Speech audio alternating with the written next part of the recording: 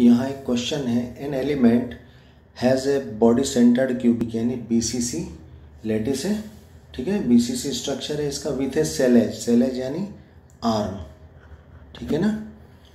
Arm जो है किसकी, यूनिट सेल की। बॉडी सेंटर्ड क्यूबिक जो है, अगर जो यूनिट सेल होता है उसकी जो आर्म होती है यानी सेल एज, वो कितनी दे रखी है, 288 पिकोमीटर दे रखी है।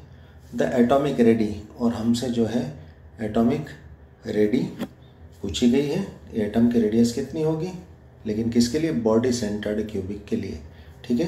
तो यहाँ पर आंसर A √3/4 × 288 पिकोमीटर होगा। ये किस तरह से होगा, आइए हम देखते हैं। हम जानते हैं कि हमारा जो सिंपल क्यूब होता है उसके हर कॉर्नर पर एक एटम होता है, ठीक है, 8 कॉर्नर्स होते हैं, 8 एटम्स होते हैं।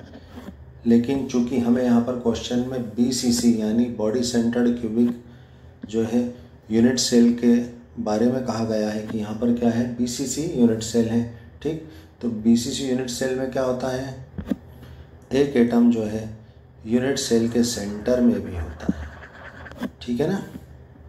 तो जैसा कि हम जानते हैं कि ये जो होते हैं हर कॉर्नर पे एटम्स और जो सेंटर में दिख रहे हैं, तो ये दूर दूर नहीं होते। हम जानते हैं कि किसी भी लेटिस के अंदर ये आपस में सब चिपके होते हैं, ठीक है ना। ये बॉल्स क्या हो रही, बॉल्स की तरह ये सारे एटम्स क्या होते हैं, एक दूसरे से टच होते हैं।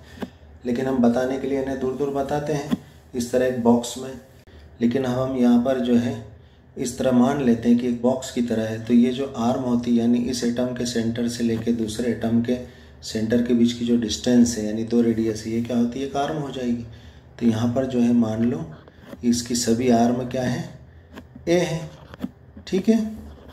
तो यहाँ पर अगर हमें हाइपोटेनियस निकालना हो, कौन सी, यहाँ से लेकर यहाँ तक की जो है लाइन हाइपोटेनियस अगर निकालना हो, कर्ण निकालना हो, तो हमारे पाइथागोरस थ्योरम से क्या हो जाता है, हाइपोटेनियस का square is equal to perpendicular का स्क्वायर प्लस बेस का स्क्वायर, ठीक है। तो हमारा जो है यहाँ पर परपेंडिकुलर क्या है, ए है इसका स्क्वायर प्लस बेस क्या है, ए है इसका स्क्वायर, और ये हाइपोटेनियस का स्क्वायर, तो यहाँ क्या हो जाएगा, 2a² हो जाएगा हाइपोटेनियस का स्क्वायर। तो यहाँ पर क्या हो जाएगा, इसका अंडर रूट हो जाएगा, तो ये √2 और a क्या हो जाएगा, रूट की वजह से हाफ हो जाएगा, तो ये a, ठीक है। यानी हाइपोटेनियस ये क्या हो जाएगी, √2 है। यहाँ पर हाइपोटेनियस क्या हो जाएगी, √2a हो जाएगी, ठीक है, ये वाली। लेकिन चूंकि यहाँ पर हम बीसीसी यूनिट सेल की बात कर रहे हैं यानी बॉडी सेंटर्ड, यानी इसकी बॉडी के बीच में भी एक ये रेड कलर का जो एटम है body centred cubic unit cell है ये। तो यहाँ पर हम क्या करेंगे, इसका डायगोनल निकालेंगे, ठीक है। तो चूंकि हमारा यूनिट सेल बीसीसी है तो हमें क्या करना पड़ेगा, इसकी डायगोनल यानी इस बॉक्स के कॉर्नर से लेकर इस अपोजिट कॉर्नर तक की एक ये लाइन, ठीक है, और एक ये, यानी हमें एक ट्रायंगल बनाना होगा ताकि पाइथागोरस थ्योरम से हम इसको निकाल सकें, इस डायगोनल को, ठीक है। तो यहाँ पर क्या हो जाएगा, हम जानते हैं ये हमारा आर्म ए होता है और अभी हमने हाइपोटेनियस निकाली, ये कितनी होती है, √2a, और हमें ये डायगोनल निकालना है। तो हम वही वाला फार्मूला यूज़ करेंगे, हमारा हाइपोटेनियस का square is equal to perpendicular का स्क्वायर प्लस क्या हो जाएगा, बेस का स्क्वायर। यहाँ पर जो है हमारा परपेंडिकुलर क्या है, ये a हो जाएगा, बेस हमारी क्या हो गई, √2a, ठीक है। तो इसका स्क्वायर और इसका स्क्वायर, ठीक है। तो यहाँ क्या हो जाएगा, तो यहाँ पर जो है a² प्लस √2 का क्या हो जाएगा, 2 हो जाएगा, हाफ 1 हो जाएगा, और a का स्क्वायर, यानी यहाँ पर क्या हो जाएगा, 3, यहाँ पर 1 है तो 2 और 1 3, जो है a का स्क्वायर हो जाएगा।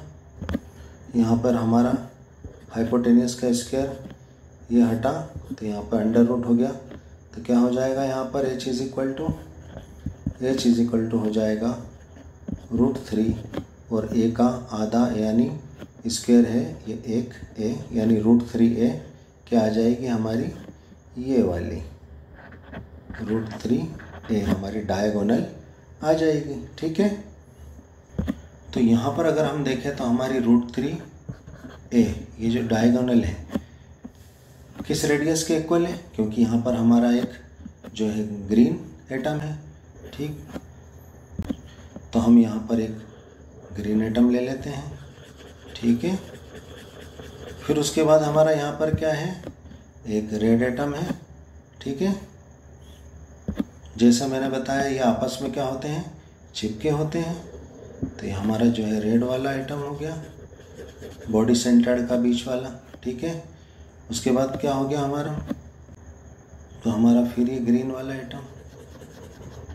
ठीक है, तो इस तरह से हम देखें कि ये जो डायगोनल यहाँ से यहाँ जा रही है, ठीक है, ये जो जा रही है इसमें ये 3 गोले आपस में चिपके हैं। यानी अगर हम देखा जाए तो हमारा ये डायगोनल कितनी आई है, यहाँ से यहाँ तक कितनी आई है, √3a। तो इसकी रेडियस हम देखें कितनी होगी, इसका सेंटर, इसका सेंटर और इसका सेंटर, यानी यहाँ से यहाँ तक इस ग्रीन वाले की रेडियस।